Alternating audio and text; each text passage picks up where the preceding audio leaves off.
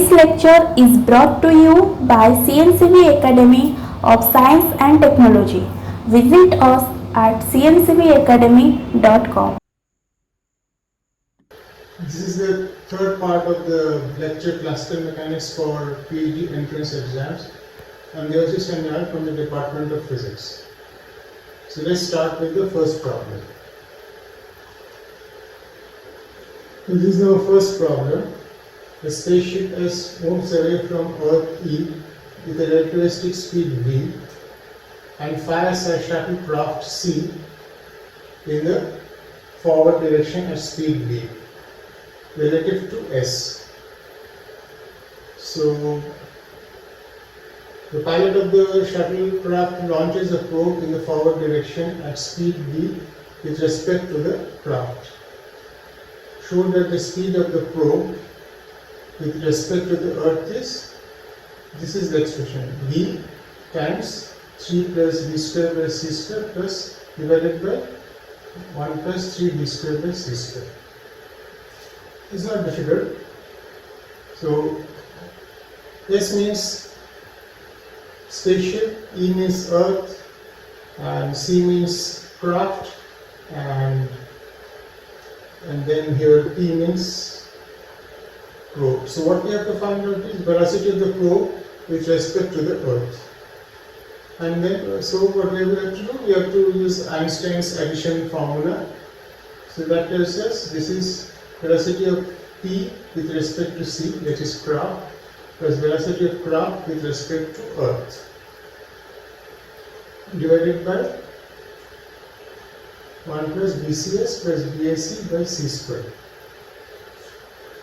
Now, what is the velocity of the craft with respect to the earth? That is unknown, that is not directly given, so that we can find out. The velocity of the probe with respect to craft is given. So BC is also, to find BC we have to use addition formula, and there we have to involve velocity of the craft with respect to the spaceship and velocity of the spaceship with respect to the earth. These two are given. So just like this we can find out BCE. Once we find out BCE, plug it in and we will get what is the velocity of probe with respect to the earth. With the second problem, a particle of mass m is subject to the potential Vxy k x square plus y square. Okay, where xy are Cartesian coordinates of the particle and k is a constant. Show that y dot x minus yx dot is a conserved quantity. Now, if I have to prove this is a conserved quantity, that means if I can show that the time derivative, total time derivative of this quantity is 0, then this is a conserved quantity. So how do I show it? So once I've given potential, I can write down the Euler-Lagrange equation. To write down the Euler-Lagrange equation, what do we have to know? The Lagrangian of the problem. So the Lagrangian of the problem is kinetic energy minus potential energy. So potential energy is given. So kinetic energy will be minus half m x dot square plus m y dot square and then minus bx square. So from here I can write down the two equations of motion involving x and involving y. That's it. You do this derivative. So here you will find y double dot and here you will find x double dot. So eliminate y double dot and x double dot using the Euler-Lagrange equation and you will get this result. And once you have proven the total derivative is 0, then of course y dot x minus yx dot is a constant of the motion. This problem is a particle of mass m having a non-zero angular momentum of magnitude L is subject to a central force. The potential of the force is given. Vr is equal to K ln r. So this tilde is, you can ignore it. This Vr is equal to K ln r. Where K is a constant. And R means magnitude of the radius vector. If a particle has a circular orbit r, show that r will be equal to 1 by root n and that the orbit is a stable one. So this is the potential. So this potential corresponds to a central force. So in that central force, the particle is moving in a circular orbit. So we have to show that the radius of the circular orbit is this, and also show that it's a stable orbit. So first we have to find out the radius. So how do we find out? M omega square r is the centripetal force. We know that. And m r square omega is the angular momentum. And angular momentum is small n, it's given.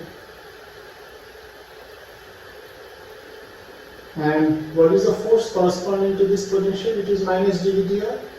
It will give me the force. So here I can write omega. Here I can write omega in terms of ln r square. So, and now for it to be in a circular orbit, this centripetal force should be equal to the force. It should be equal to the central force. The central force is providing the centripetal force. And that's it. So you equate m omega square equal to force. That is magnitude of the force, and then you can find out r. We have already eliminated omega through this relation. So find out r. Now next is what is the stability of the orbit. Now we have done this problem before. Remember this problem, this is from Classical Mechanics Part 1 lecture. A particle moves in a circular orbit under the action of attractive central force Fr. Show that its orbit is stable if Fr is greater than minus r by 3 del f del r. Fr being the magnitude of the force. So Fr does not contain any sign, it's just the magnitude of the force.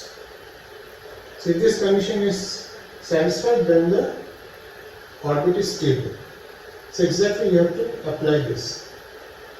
So in this case, this is Fr. You just consider the magnitude, direction is not required, plus or minus. So Fr should be, as long as it's an attractive force, that's fine.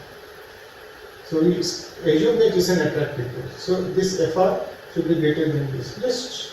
So here you have to check this, whether this has been satisfied. So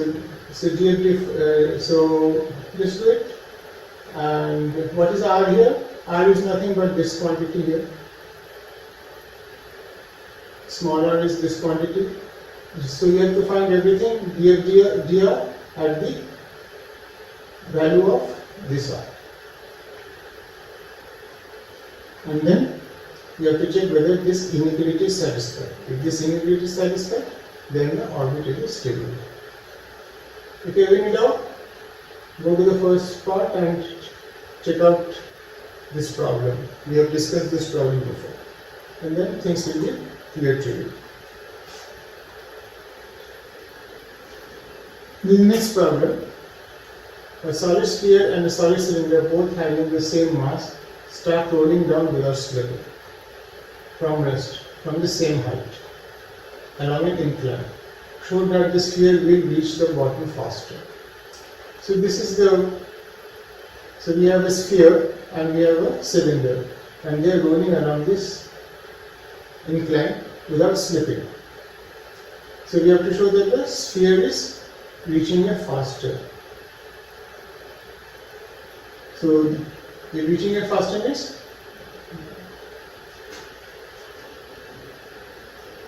the sphere will have a greater velocity when it reaches the bottom of the incline. If that is true, then of course the sphere will reach faster. And this is not difficult to show. So loss in potential energy. So the loss in potential energy will be the gaining kinetic energy. So here we will have two kinds of kinetic energy. One is rotational kinetic energy and one is the translation kinetic energy. So for rotational kinetic energy, it is half I omega square. I is the moment of inertia, and this is the translation kinetic energy. And for no slip condition, V should be equal to R omega. That also we know, that also we have discussed why V should be equal to R omega. And then we have to find out what is. So V is the velocity of the center of mass. So that's it. So check. So for omega you can put V by R and check for which case velocity comes out to be faster. So the body which will have a greater velocity will of course reach the bottom faster. So this is another, it's not a difficult problem. X1, X2 are the position vectors of 2 points in a rigid body. Find out which among the following is not necessarily true. Okay, I'm getting this delay here. Okay. So x1, x2, so x1, so this is x1 vector double dot minus x2 vector double dot is equal to 0. Remember, x1 vector minus x2 vector is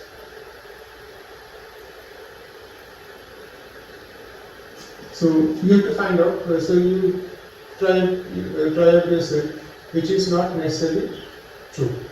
Find out which among the following are position vectors of 2 points in a rigid body which is not true.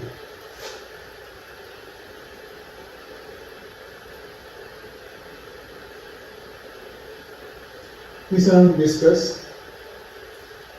The Lagrangian of a system is given by L is equal to half m x dot y dot minus m y square xy. This is the Lagrangian of a system. Lagrangian is always given in terms of generalized position and generalized coordinate. So this is the Lagrangian. Then show that the Hamilton's equation of motion are this. So from Lagrangian, how to go to Hamiltonian? First you have to. So these are the Hamiltonian equation of motion. So there will be 4.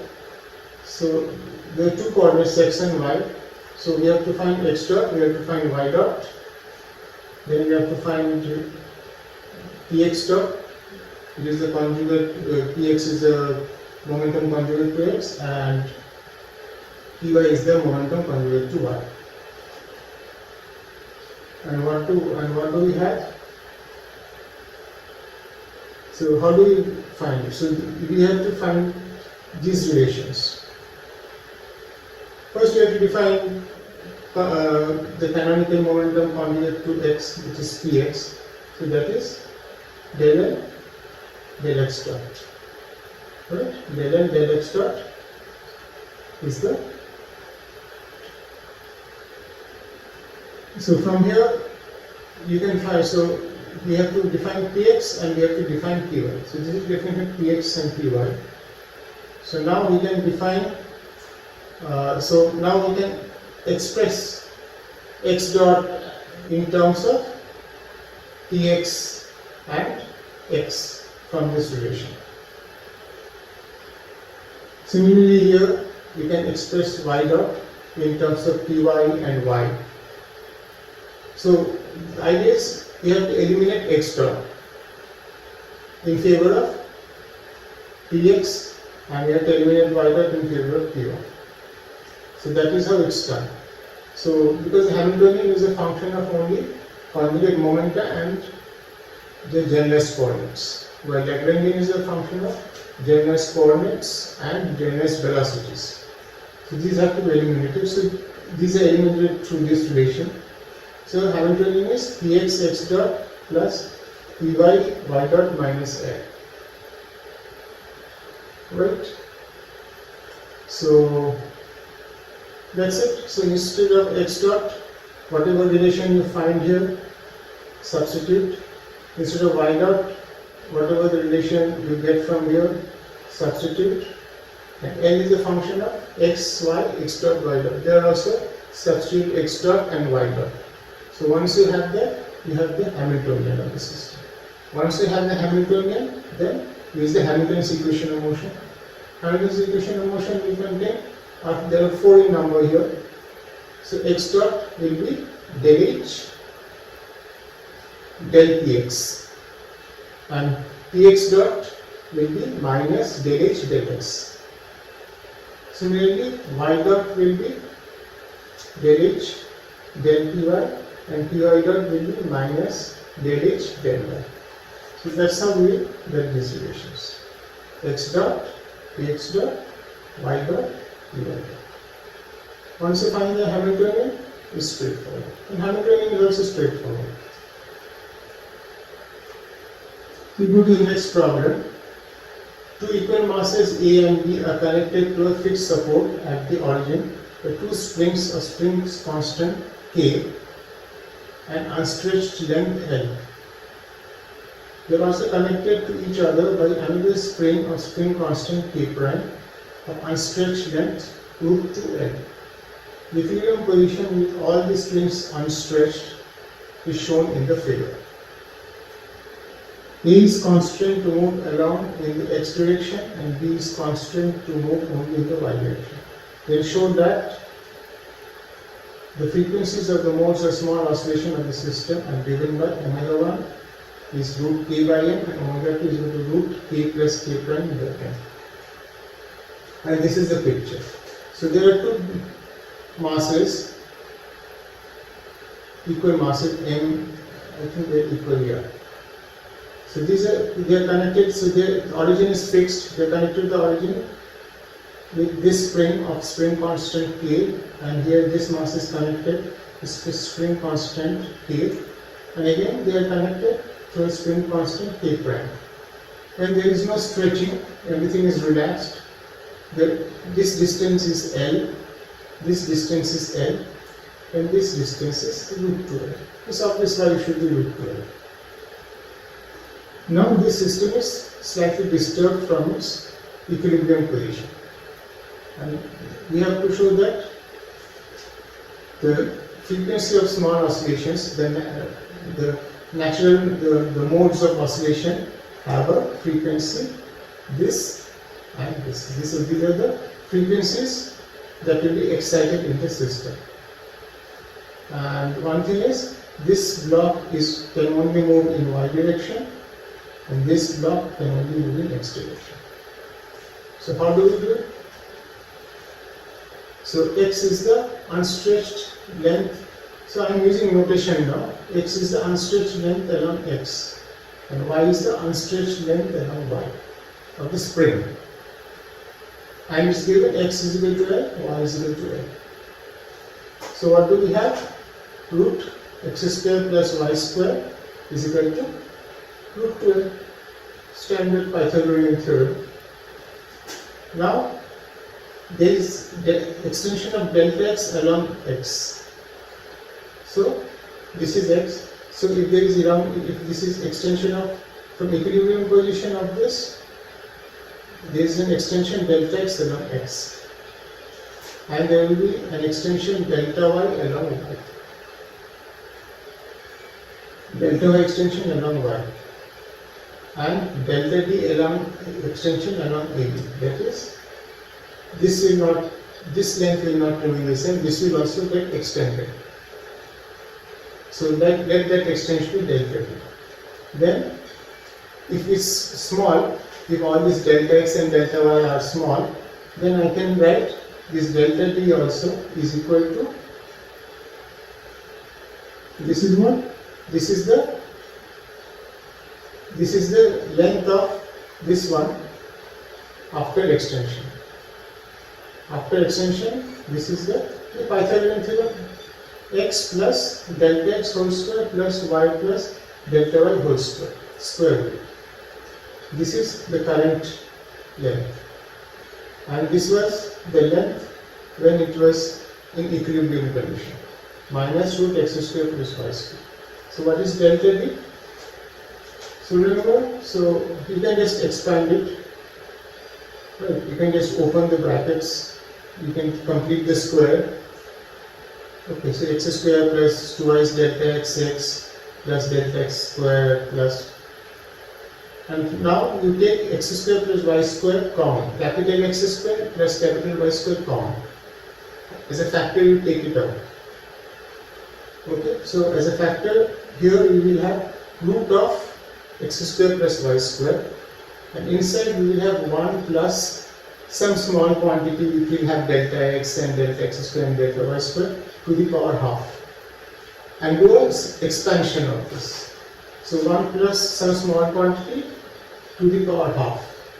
Do an expansion of this, but retain only the first order terms in delta x and delta y, because we are working with small oscillation. So delta x square, delta y square, all these will be very small. So we will neglect them and we will work only with delta x and delta y. So if you do it, you will get this result. Capital X, so this one will cancel. So what we are left with, capital X delta x plus capital Y delta y divided by capital X square plus capital Y square to the power half. This is delta D.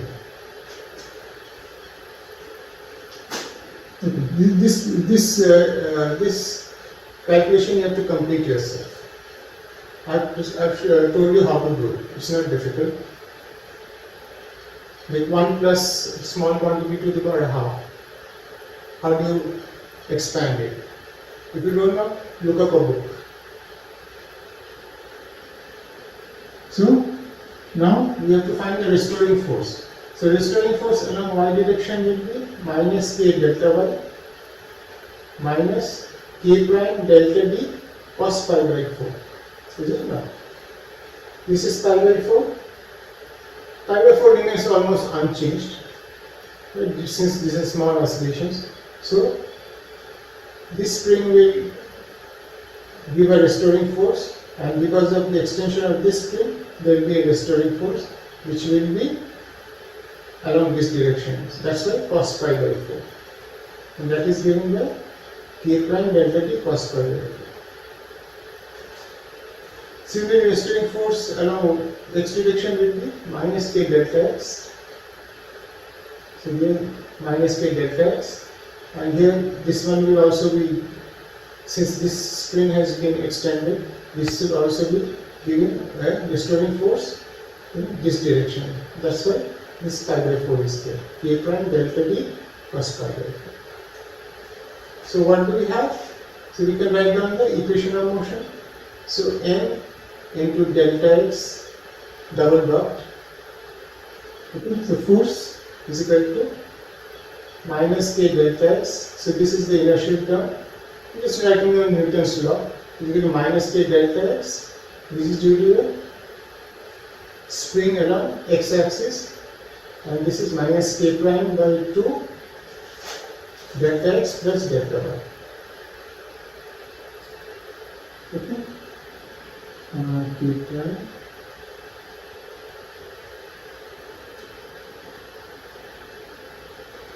Yeah, you do the calculation. I have not done the calculation here. Just complete. K prime delta d, you have to write down what is delta d. Write down this expression. Put the values of L here. X is equal to L, Y is equal to L. This is root 2L. Use cos value of cos pi by 4, and you will get this. Check. M delta x double dot is equal to k delta x minus k prime by 2 delta x plus delta y. And m double y dot is equal to minus k delta y minus k prime by 2 delta x plus delta y. That's it. Then if we assume that delta x is of the form of x0 equal to I omega t, and delta y, this is oscillating, delta y is equal to y0 equal to I omega t, then if you plug in this value, you will get algebraic equation in x0 and y0, and from there you can find out what are the two roots of omega. So what is omega 1 and what is omega 2? And what is expected is given in the problem. So omega 1 will be root k by n, and there will be root k plus k prime by n.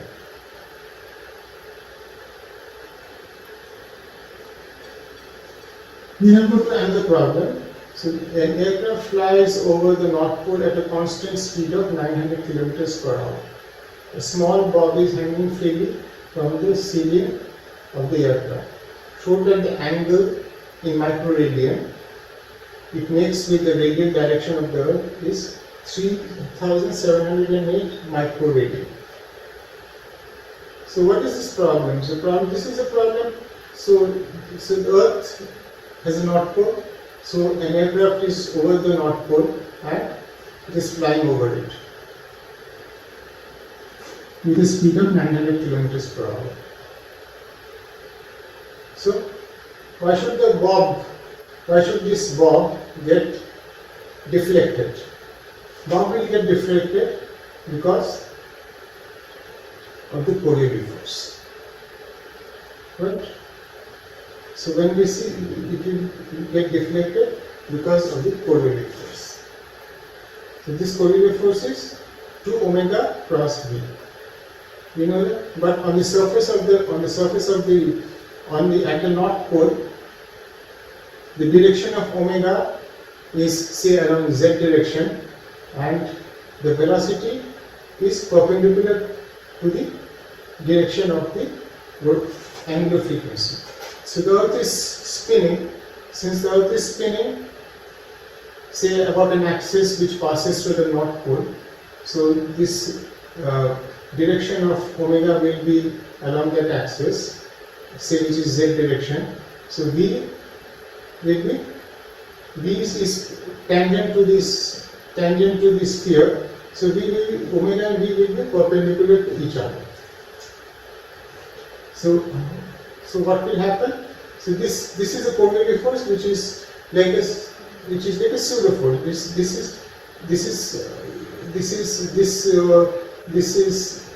is happening because of things have been observed in a rotating frame.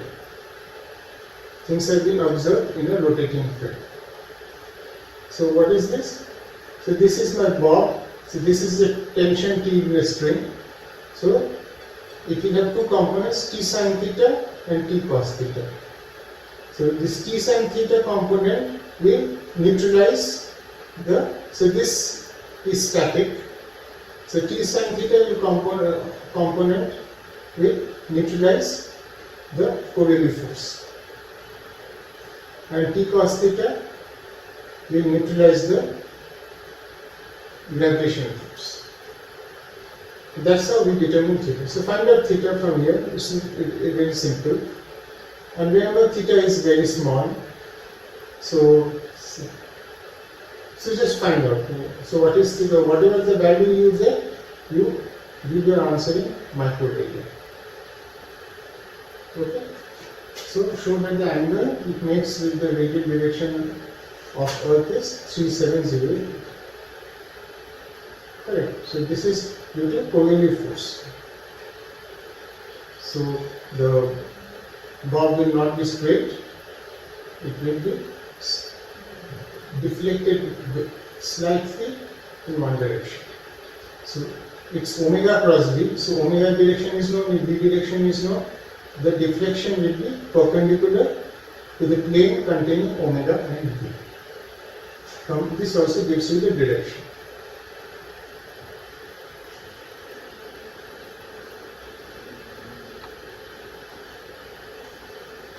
So go to the next problem, and this I think this is the last problem of today. A binary star system consists of two stars with same mass m revolving about a common center of mass in a circular orbit with velocities much smaller than the speed of light. The axis of the plane of rotation is perpendicular to our line of sight. Axis of the plane of rotation is line of sight. The wavelength of a particular spectral line from one of the stars is observed to change with a period of 2 into 10 to the power 5 seconds. The ratio of maximum and minimum wavelength of the line is 1.0022. Show that the distance between the stars in 10 to the power 9 meters to nearest integer is 25. So this is the picture.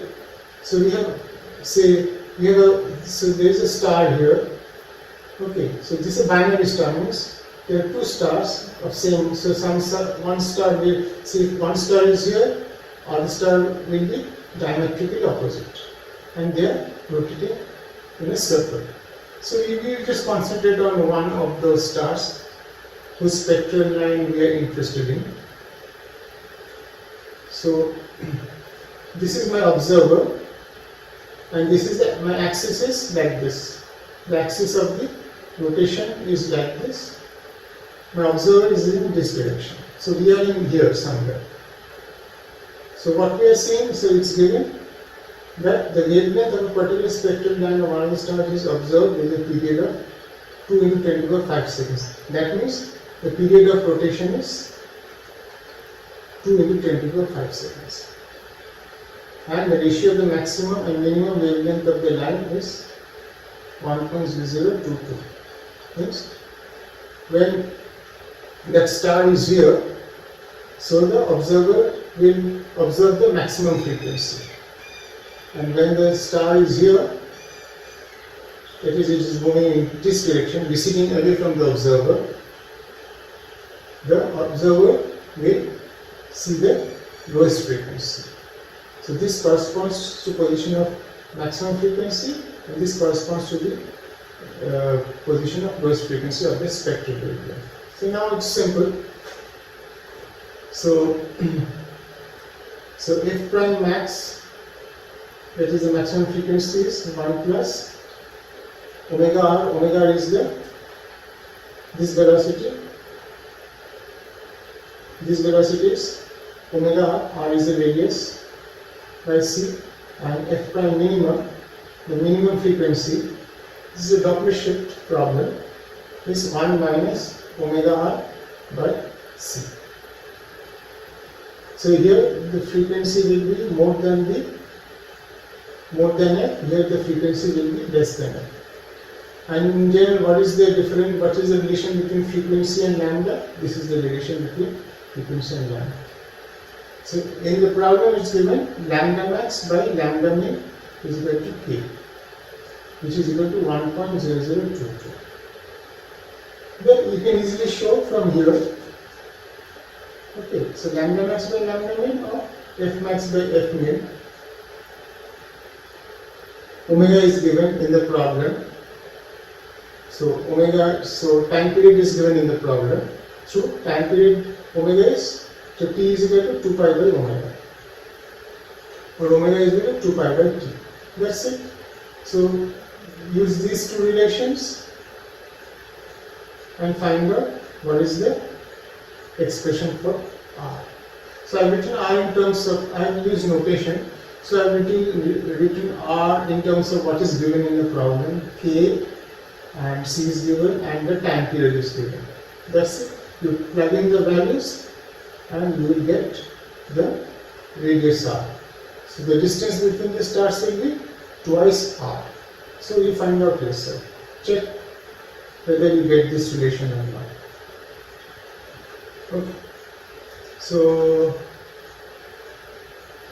I'll stop here today, and we'll meet soon with the fourth part of this lecture on classical mechanics. Thank you.